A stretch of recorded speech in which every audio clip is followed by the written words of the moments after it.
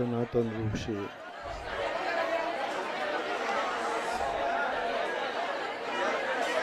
प्रभावमान दिगंबर जैन धर्म एक ऐसी त्रिलोकी शाश्वत अविनाशी जीवंत परंपरा है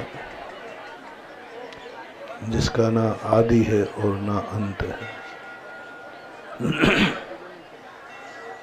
जिस विचारधारा का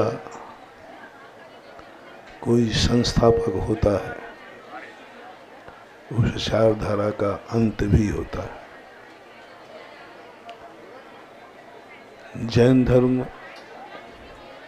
कोई संप्रदाय नहीं है। संप्रदाय का अर्थ होता है चार लोगों के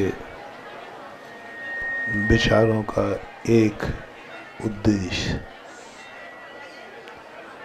जैन धर्म कोई मत नहीं है जो एक व्यक्ति के विचारों से प्रकट होता है। जैन दर्शन एक धर्म है जो प्रत्येक वस्तु से प्रकट होता है, चेतन से ही नहीं अचेतन से भी, साधु संत और भगवानों से ही नहीं कीड़े मकोड़ों से भी, पेड़ पौधों से भी, पृथ्वी जल अग्नि वायु से भी। जो कुछ भी दुनिया में है उसी के स्वरूप का नाम जैन धर्म है। जो कुछ भी दुनिया में है।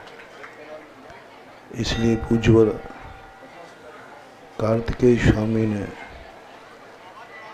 दुनिया भर के धर्म की परिभाषाओं को समाहित करते हुए एक बहुत अच्छा सूत्र दिया, बत्थु सहावो धम्मो।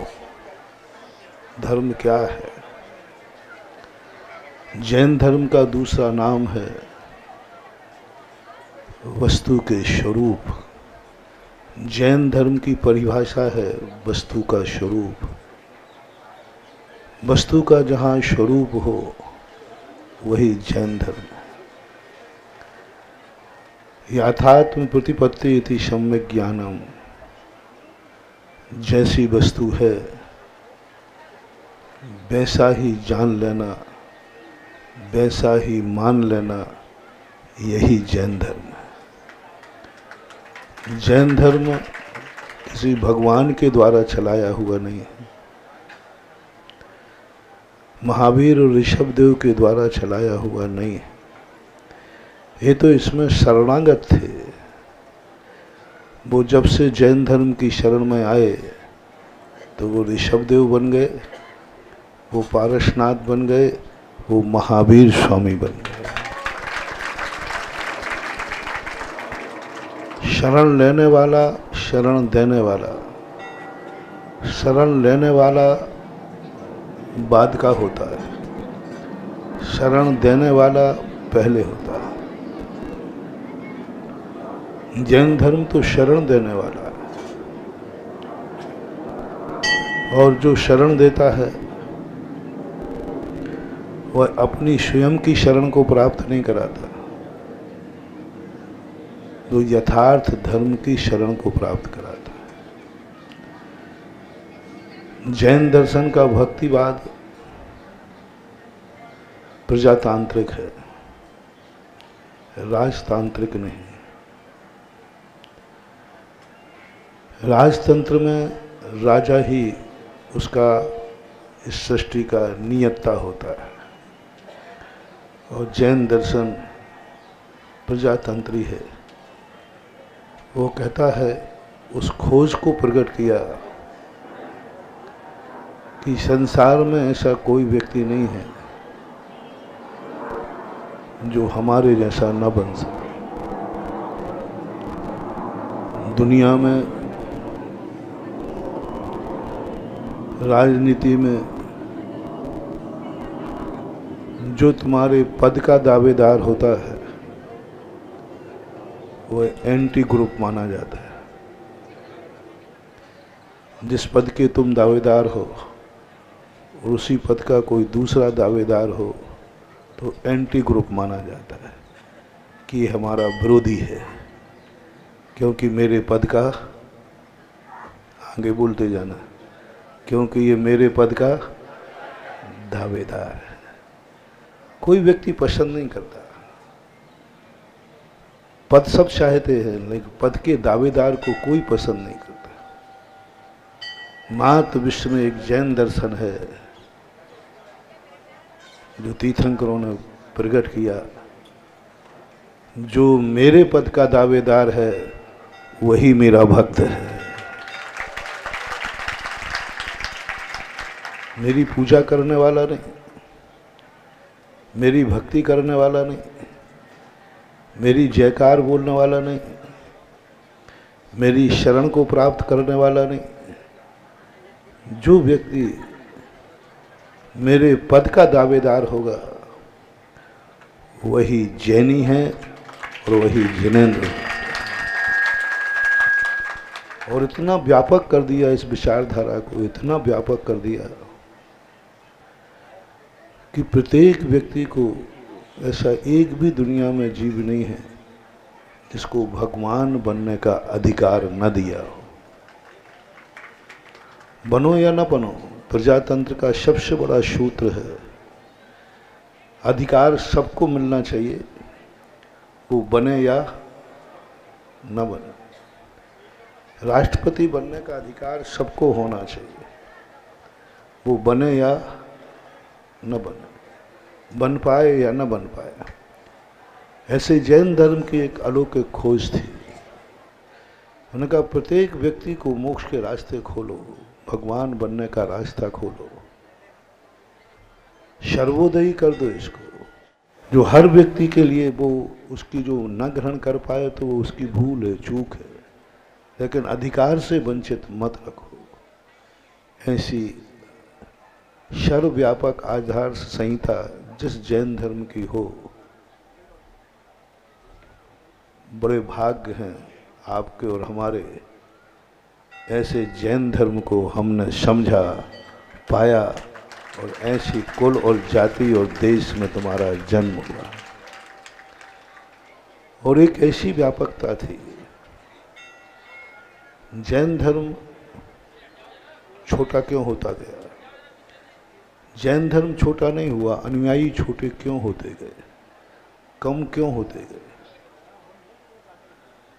ग्वालियर का किला बताता है कि हम कम नहीं थे, हम इतने बड़े थे, इतने बड़े थे कि सारा राज्य हमारा था। भारतीय इतिहास को हम देखते हैं तो चारों स्थान, पूरब की तरफ दृष्टिवेद करते हैं तो खारवेल राजा 2000 ईसा पूर्व, 2000 वर्ष पहले खारवेल ने उड़ीसा को बसाया। उड़ीसा के अंदर जैन शिलालेखों से पता चलता है राजा खारवेल का राज्य दक्षिण तक फैला हुआ था। और राजा खारवेल ने जो उदयगिरी खंडगिरी में जैनत्व को स्थापित किया, आज वह जैनत्व की प्राचीनता का इतिहास है। आगे बढ़ते हैं तो पश्चिम की तरफ एलोरा आता है। एलोरा में भी जैन दर्शन का एक नेचुरल विहंगम दृश्य है। थोड़ा मध्य भारत में बढ़ते हैं तो सबसे बड़ा राजकीय संरक्षण जैन सबसे बड़ा राजा हुआ देवगढ़ का, बहुत बड़ा राजा, जिस राजा ने अपने किले के अंदर सारे भारत के लिए मूर्ति के निर्माण करने का केंद्र खोल दिया। और आज वहां पर एक चावल एक मूर्ति को चढ़ाते हैं तो 1 क्विंटल चावल खत्म हो जाए, मूर्तियों के दर्शन पूरे नहीं होते। 50 किलोमीटर के एरिया में फैला हुआ वह पूरा राज्य, पूरा किला मैंने खुद घूमा है। जहाँ पृथ्वी के अंदर भरा हुआ अपूर्व खजाना भरा पड़ा है, अपूर्व खजाना। और मध्य भारत का सबसे बड़ा इतिहास गोपाचल पर्वत ग्वालियर।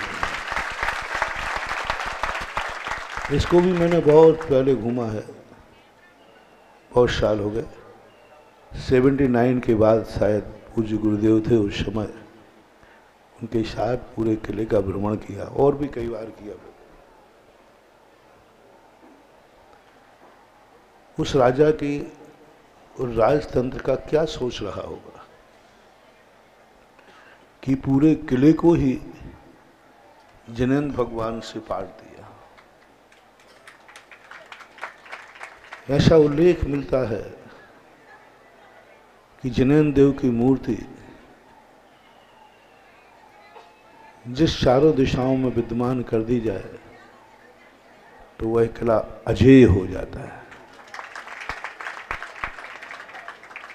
उस राजा के जीवन को यदि उसकी श्रद्धा और भक्ति बनी रहे तो कोई भी उस किले को जीत नहीं सकता।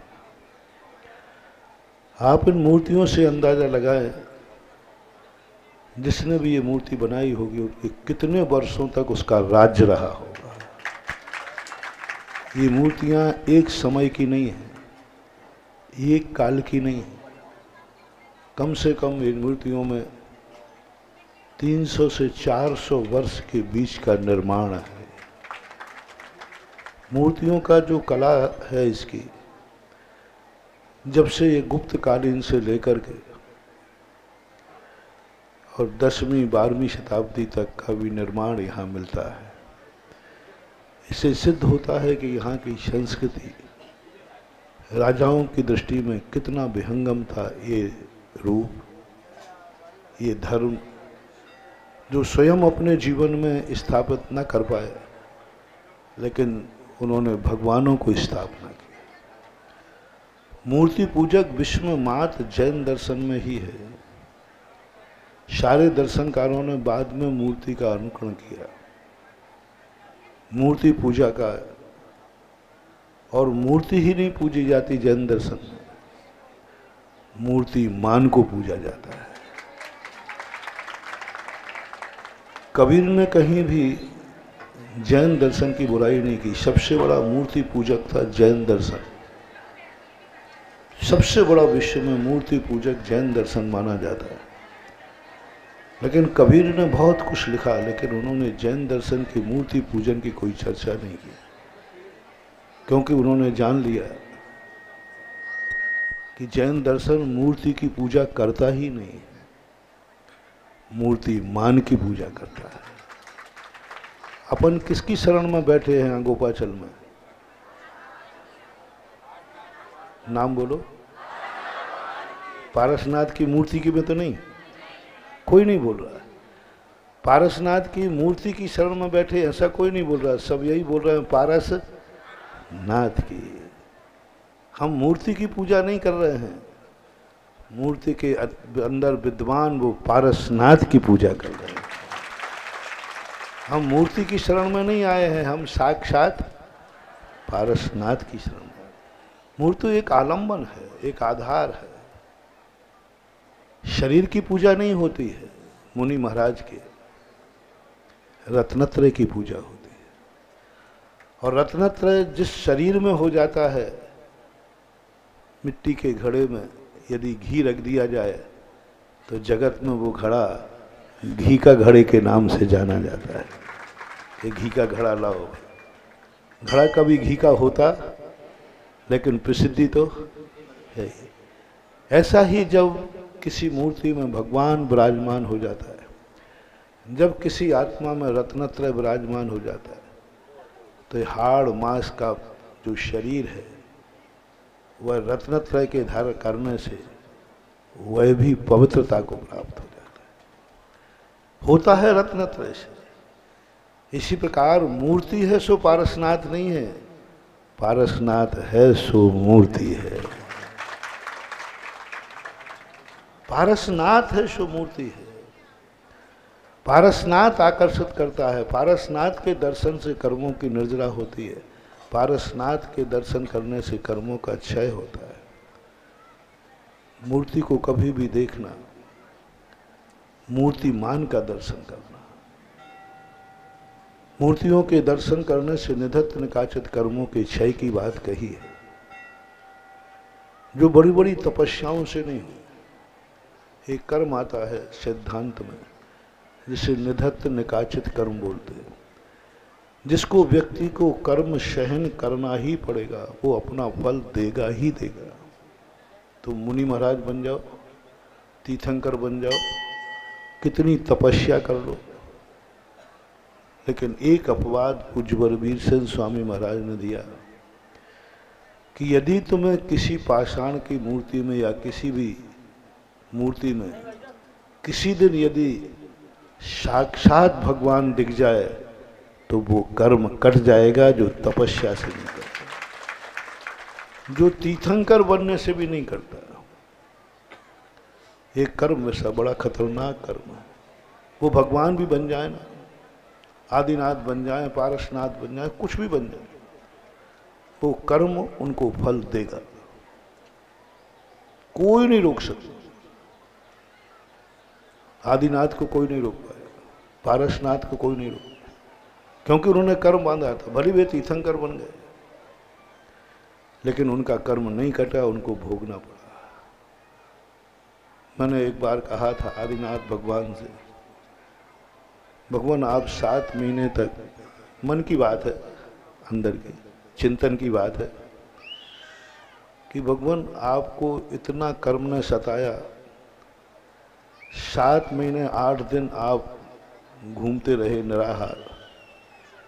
बिजोलिया मैंने पारसनाथ भगवान से कहा, भगवान आप 7 दिन तक कमठ का अपमान सहन करते रहे। जहाँ भगवान पारसनाथ को केवल ज्ञान हुआ, वहाँ मैंने वर्षायोग किया और वहाँ पर मैं कई घंटों ध्यान करता था।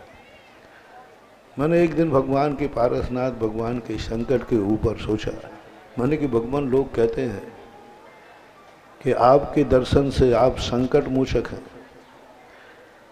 लेकिन आप खुद के ही संकट दूर नहीं कर पाए। 8 दिन तक आप पत्थर बरसाते रहे, गालियां देता रहा, अपमान सहन करता रहा। आपके मुनि पद ने क्या किया? आपकी इतनी बड़ी साधना ने क्या किया? आपकी इतनी बड़ी भावना ने क्या किया? आपको तीर्थंकर तो बना दिया,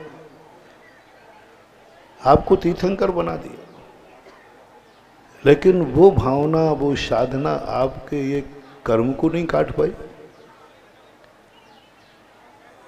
उसमें आपकी एक गलती है भगवान, थोड़ा सावधानी से सुनना। छोटी मुँह थोड़ी बड़ी बात कर रहा हूँ, लेकिन जब अपने हो जाते हैं तो क्या छोटा और क्या बड़ा हो जाता। भगवान, मैंने कहा पारसनाथ भगवान आपकी एक गलती रही, क्योंकि आप सिद्धांत तो कभी पलट नहीं सकते, चाहे आप तीर्थंकर क्यों ना हो। जब शास्त्र में लिखा है कि निधत्त निकाचित कर्म किसी तपस्या से नहीं करता, वो जिनेंद्र भगवान की मूर्ति में जिनेंद्र भगवान के दर्शन करने से करता है, और आपने जन्म से किसी भगवान का दर्शन नहीं किया, इसलिए फल भोगना पड़ा। यदि भगवान तीर्थंकर किसी मंदिर में जाके मूर्ति को नमस्कार कर लेते ना, तो मैंने कही उससे अच्छे तो हम लोग हैं। कम से कम आप भली न मिले हो, लेकिन आपसे सबसे बड़ी शक्ति मूर्ति में आपका दर्शन मिला है। हम निधत्त निकाचित कर्मों को क्षय कर सकते हैं, कर सकते, और बहुत जबरदस्त कर सकते। वो भगवान नहीं कर सकते, तीर्थंकर नहीं कर सकते, क्योंकि तीर्थंकर भगवान का मूर्तियों का दर्शन नहीं करते, मंदिर नहीं जाते, क्योंकि वो खुद ही भगवान बनना है। उनका पर्पस उनसे पूछो कि क्यों नहीं जाते, बोले भगवान का मंदिर काहे के लिए जाया जाता है? बोले भगवान बनने के लिए। तो हमारा तो रिजर्वेशन हो चुका है। फिर मैंने सोचा कि ये तो अपनी एक तोहिनी हो गई कि हम लोगों को भगवान बनने का रिजर्वेशन नहीं मिला, इसलिए हम भगवान की मूर्तियों मंदिर पूजते फिरते। आपको मिल गया, तो मैंने एक असाधारण जो गुण खोजा, मैंने कि भगवान यही बात नहीं है, कुछ तो भक्तों का अधिकार अधिक बनता है, कुछ शक्तियाँ ऐसी होती हैं जो भगवानों के पास ही नहीं भक्तों के पास होती है। आज तक कोई भी चीज हो, वैष्णव दर्शन में आपने देखा श्री राम का पत्थर डूब गया और हनुमान का पत्थर तैर गया। रामचंद्र जी से बोले तू मेरे से ज्यादा शक्तिमान है। बोले भगवान पृथ्वी पे ये प्रकृति है, प्रकृति के मात आप ही अकेले बेटे नहीं हो, भक्त भी एक बेटा है। कुछ अधिकार आपके पास हैं, कुछ अधिकार मेरे पास। जैन दर्शन में भी आपके पास बहुत बड़ा अधिकार है। मान लो ये जिन मूर्तियों का दर्शन भगवान नहीं कर सकते, इसलिए उनके निधत्त निकाचित कर्म भी नहीं करते। वो सौभाग्य अपन को मिला है, हम सबको मिला है। तीर्थंकर नहीं होने का गम मत करो, भक्त होने का गौरव करो। हम इस पंचम काल में भगवान नहीं बन सकते, ये गम की जरूरत नहीं है, लेकिन इस पंचम काल में हमें वो अधिकार मिला है कि हम मूर्ति में साक्षात भगवान को देखकर निधत्त निकाचित कर्मों का क्षय कर सकते हैं, जो चौथे काल में तीर्थंकर भी नहीं कर पाते। बस शर्त एक है कि हमें मूर्ति का दर्शन नहीं, मूर्तिमान का दर्शन होना चाहिए।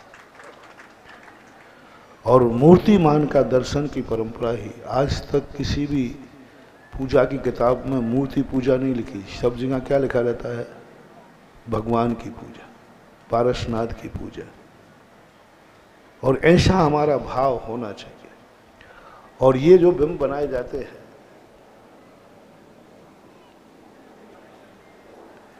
इन बिंबों के पीछे हमारी बहुत बड़ी परीक्षा होती है, बहुत बड़ी शक्ति होती है, बहुत बड़ा तंत्र होता है। मूर्तियां मांत्रिक नहीं होती, मूर्तियां तांत्रिक होती हैं। और तांत्रिक का जो प्रभाव होता है वो भगवान के हाथ में नहीं होता। मंत्र में भगवान की शक्ति होती है, तंत्र में भक्त की शक्ति होती है। एक भक्त उसी मूर्ति से बहुत कुछ प्राप्त कर सकता है, एक भक्त उसी मूर्ति से कुछ भी प्राप्त न कर पाए। मूर्तियां भगवान जो होते हैं, भगवान के समोषण में सबको एक समान अधिकार होता है, एक समान व्यवस्था है। सबके रोग दूर होंगे तो होंगे, सबकी बीमारियां दूर होंगी तो होंगी, सबको एक समान मिलता है शरीर। लेकिन जब मूर्ति स्थापित की जाती है तो मूर्ति सभी को एक समान फल नहीं देती है, एक समान आशीर्वाद नहीं देती, एक समान चमत्कार नहीं करती। वह भक्त की भक्ति को देख करके अपना रूप बदल देती है। कल परसों ही मैंने प्रवचन में कहा था, एक मूर्ति की एनर्जी चारों तरफ से हजारों प्रकार से निकलती है। जब आप नमोकार मंत्र पढ़ते हैं, जब आप मंगलाष्टक पढ़ते हैं, तब मूर्ति का स्वरूप मंगल रूप हो जाता है। जब आप स्वस्ति पाठ करते हैं, तब वह मूर्ति कल्याणकारी हो जाती है। जिस समय आप जन्म जरा मृत्यु विनाशनाय कहते हैं, उस समय मूर्ति की एनर्जी, यदि उस समय जब आप जन्म जरा मृत्यु विनाशनाय कह रहे हैं, उस समय यदि भगवान का दर्शन आपको हो गया मूर्ति में, तो आपको उस समय ऐसा कर्म बंद हो गया कि आपका कैसा भी एक्सीडेंट कितना भी हो, आपकी अकाल मौत नहीं होगी। क्योंकि उस समय मूर्ति का आपको दर्शन हुआ जिस समय आप जन्म जरा मृत्यु विनाशनाय, उस समय मूर्तिमान का दर्शन होना चाहिए, मूर्ति का नहीं, मूर्तिमान का दर्शन। प्रश्न किया था कि हम क्यों ना पूजन में एक अर्घ चढ़ा लें, 8 द्रव्य न चढ़ा करके अर्घ अकेला चढ़ा लिया जाए तो क्या पूजा मानी जाएगी? नहीं मानी जाएगी, पूजा का अंश माना जाएगा। लेकिन अकाल मौत का जो पुण्यबंध बनना है बचने वाला, वो नहीं बच पाएगा। बहुत सारे लोग कहते हैं कि महाराज जी इस प्रकार के कर नहीं, एक एक में अकाल मौत से तुम्हें बचना है, क्योंकि पंचम काल का जीव अकाल मौत से बच नहीं सकता, कभी भी हो सकती है। और अकाल मौत से बचाने वाली पूजा में कोई लाइन नहीं है, कोई शक्ति नहीं है, नमोकार मंत्र भी नहीं है, कोई शक्ति नहीं। मात्र यदि शक्ति है तो पूजा की जो तुम 4 लाइनें पढ़ते हो, और उस समय ओम ह्रीम जन्म जरा मृत्यु विनाशनाय, बस उस समय यदि मूर्तिमान का दर्शन हो गया, आपने बहुत बड़ा संग्रह कर लिया, अकाल मौत से आपने अपनी जिंदगी को सुरक्षित कर लिया। आप देख के दंग रह जाएंगे। मूर्तिमान का दर्शन होना चाहिए, रूढ़िंग नहीं, यूं नहीं। जिस समय जो तुम इच्छा कर रहे हो, उस समय यदि तुम्हें मूर्तिमान दिख गया, उस समय तुम्हें एहसास हो गया कि सामने पारसनाथ की मूर्ति नहीं है, साक्षात पारसनाथ है, एक अंदर की फीलिंग है, संप्रेषण है। इसलिए मैंने पहले ही कहा कि मूर्ति तंत्र विद्या का प्रतीक होती है, मंत्र का नहीं।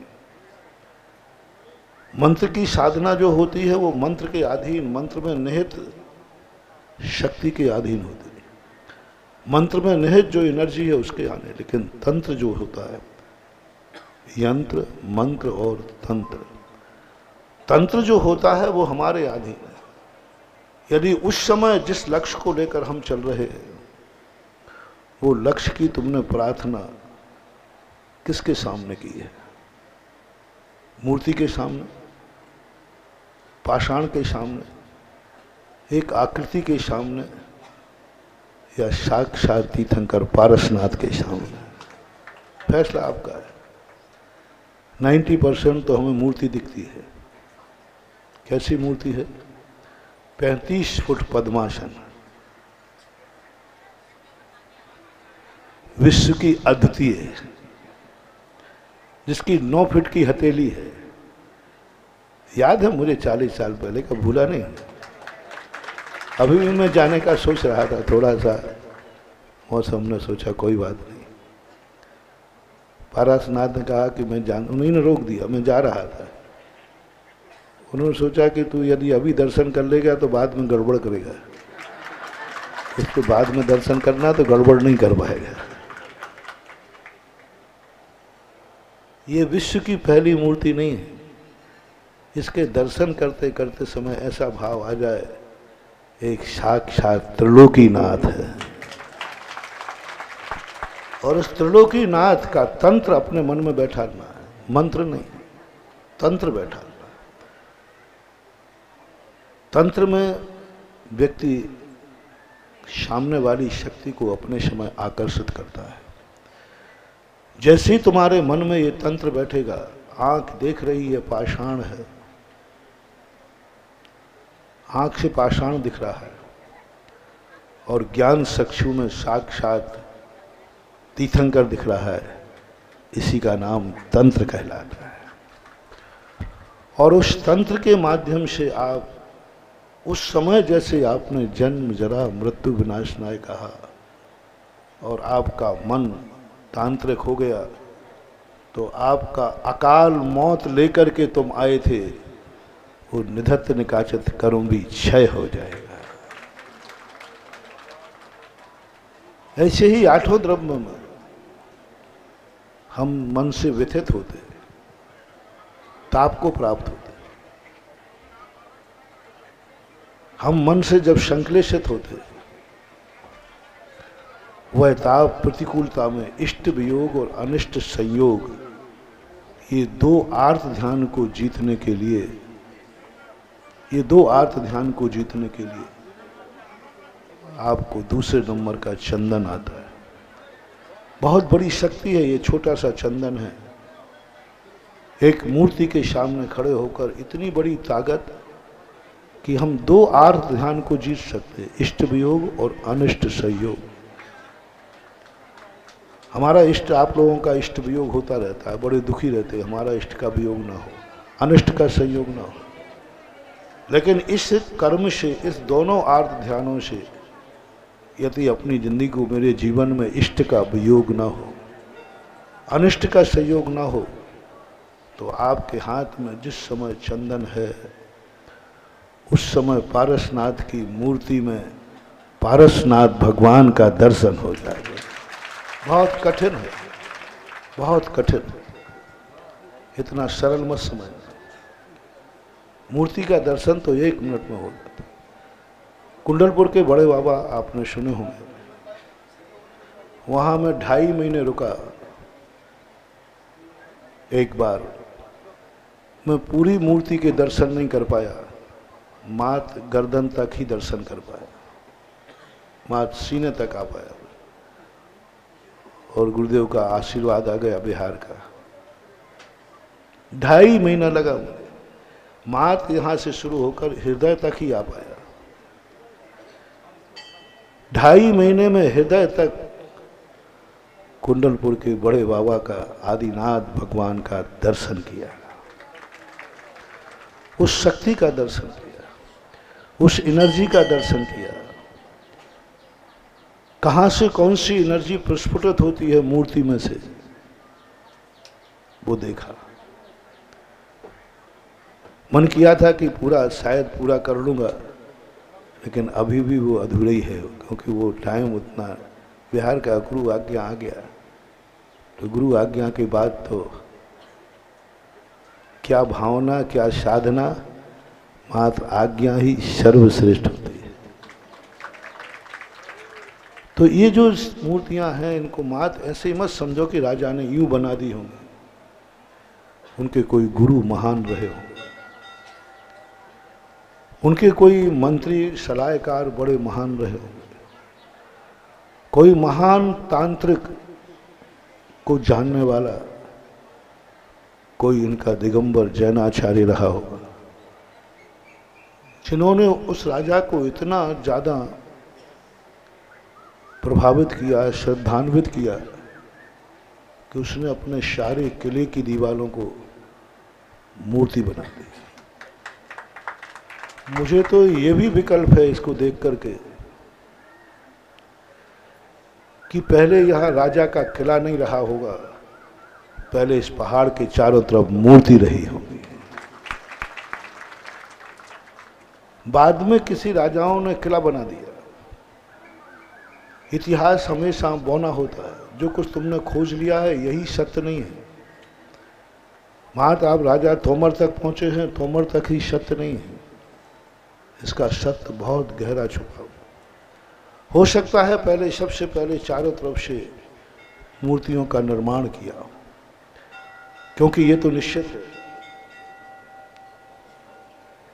यदि जैन राजा बनाता तो उन मूर्तियों के ऊपर अपना किला नहीं बनाता,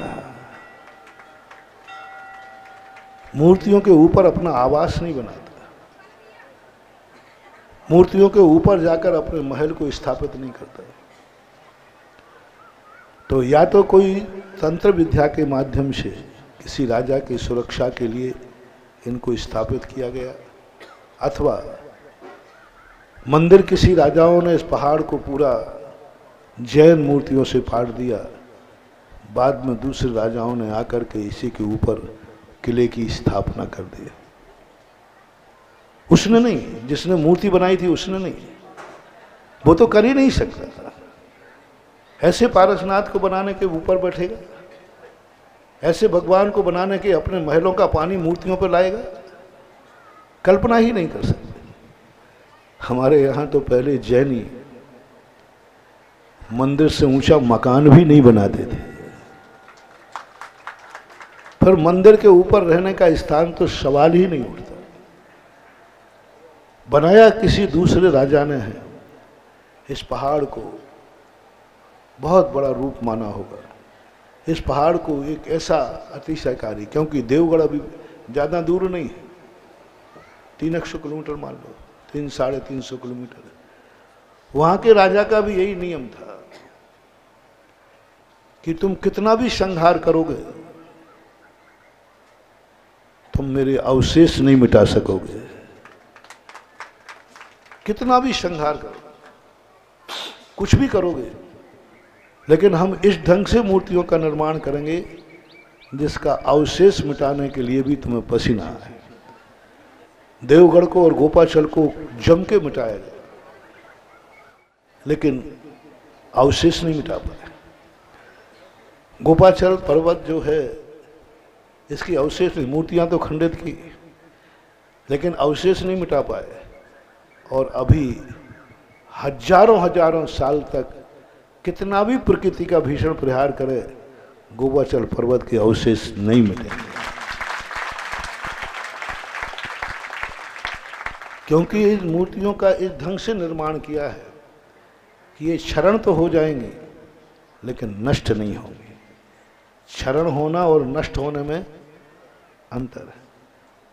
तो उन राजाओं ने जाकर के इन मूर्तियों को अपना नीचे करने के लिए ऊपर बाद में जाकर के महल बना लिए, और जो जब इन्होंने महल बनाए तब तक इनको ठोकरें भी खाना पड़ी। और आज भी मैं कहता हूँ कि इस ऊपर बहने वाले लोग, रहने वाले लोग, जिनेंद्र भगवान साइड में हैं, नीचे उतर आए, अन्यथा वंश भी नहीं बचता है।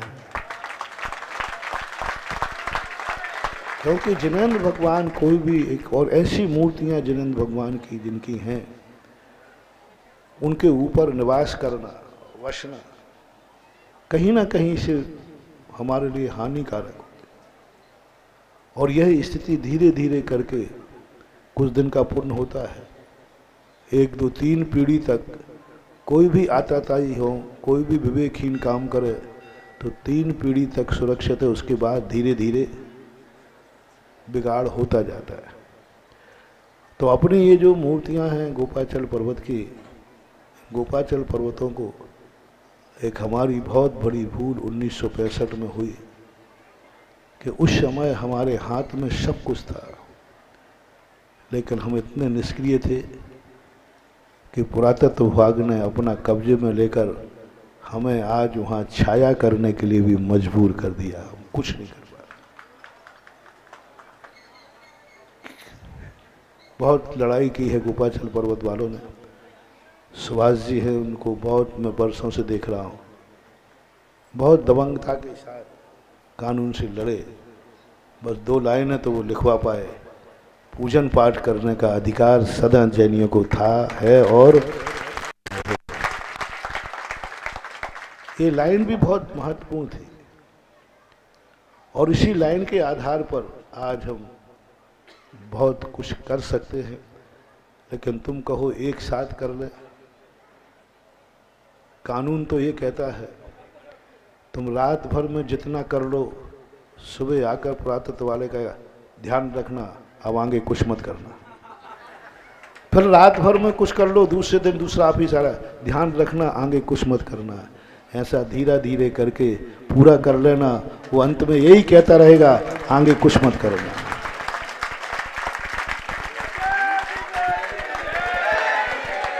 मैंने एक सूत्र आपको दे दिया।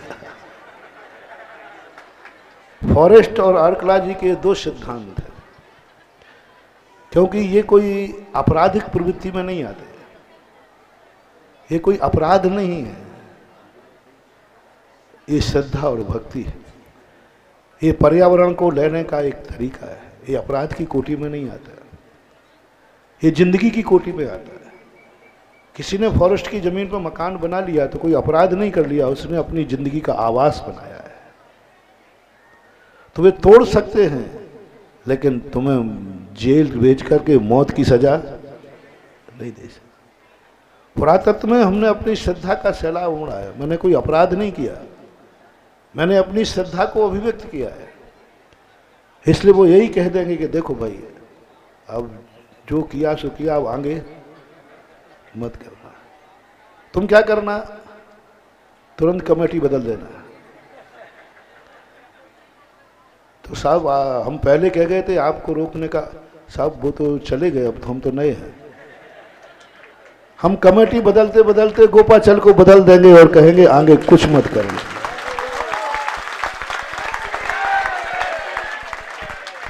देवगढ़ में ऐसे ही हुआ था। देवगढ़ में हर ऑफिसर यही कहता था, महाराज आगे कुछ मत करना। मैंने कि आगे कुछ होगा ही नहीं, जो होगा पीछे होगा। आज देवगढ़ पूरा सुरक्षित हो गया। अभी एक राजस्थान के अंदर रणथंबोर करके सेंचुरी है, वहाँ एक जैन मंदिर है, बहुत प्राचीन मंदिर है, वो धराशायी हो रहा है। मनमोहन जी उस समय मंत्री थे, सोनिया तो थी, और नमो नारायण मीणा को मैंने कहा कि भाई या तो आप सुधारो और या मुझे सुधारने दो। बोले महाराज आपको सुधारने नहीं देंगे और हमारे पास सुधारने को पैसा नहीं है। तो मैंने उनसे कहा कि ऐसा करो, तुम्हारी सरकार एल्युमिनियम का कटोरा लेकर मेरे सामने आ जाए, मैं उसको भीख में इतना रुपया दूंगा कि तुम्हें पुरातत्व के सारे भारत के मंदिर बना लेना। नमो नारायण मीणा मिनिस्टर थे। मैंने कि मनमोहन और सोनिया से कह देना कि यदि इन मंदिरों की सुरक्षा के पास आपके पास पैसा नहीं है तो एल्युमिनियम का कटोरा तो है, और एल्युमिनियम का कटोरा लेकर भीख मांगे ना कि हमारे देश में, हमारे देश की उस संस्कृति को जो कभी हमारे आस्था की केंद्र रही है, उसको सुरक्षा करने के लिए भी हमारे पास कुछ नहीं है। तो तुम कटोरा लेके सरकार को बुलाओ, मैं भीख में इतना धन दिलवा दूंगा कि तुम्हारा सारा पुरातत्व विभाग पैसों से भर जाएगा। और मंत्री ने कहा, बोले महाराज ने कह दिया है तो अब पार्टी को एल्युमिनियम के कटोरा के अलावा कुछ मिलने वाला नहीं है। उन्होंने सुना और मैंने कहा कि भाई निर्माण तुम कराओ, पैसा हम लगाएंगे।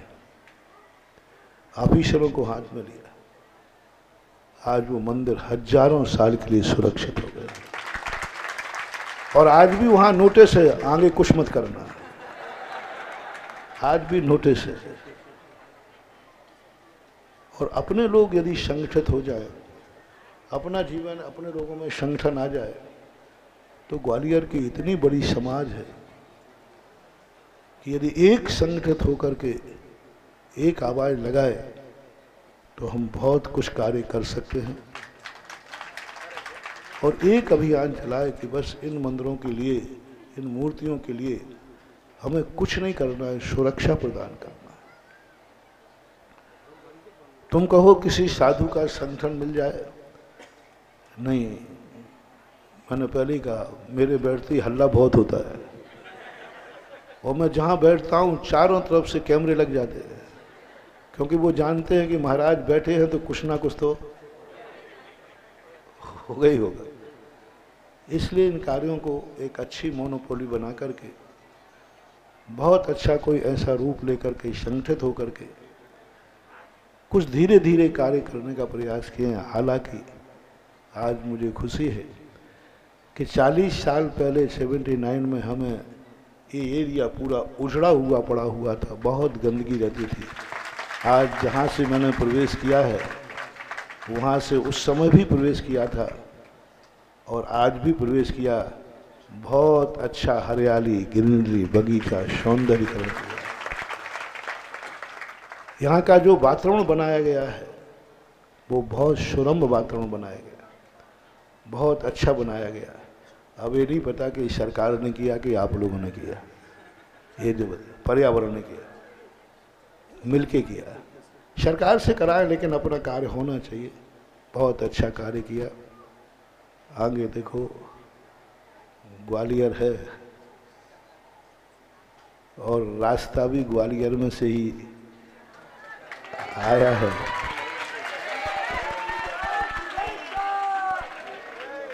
देखो, चातुर्मास की स्थितियां थोड़ी विचित्र होती है।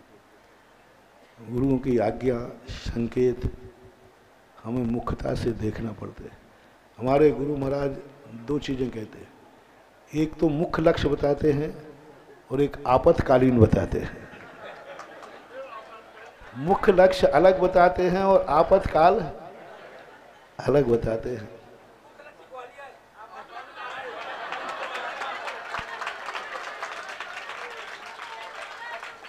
हमारे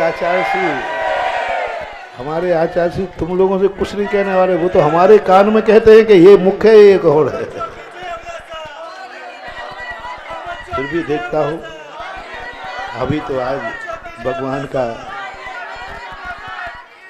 मूर्ति का नहीं,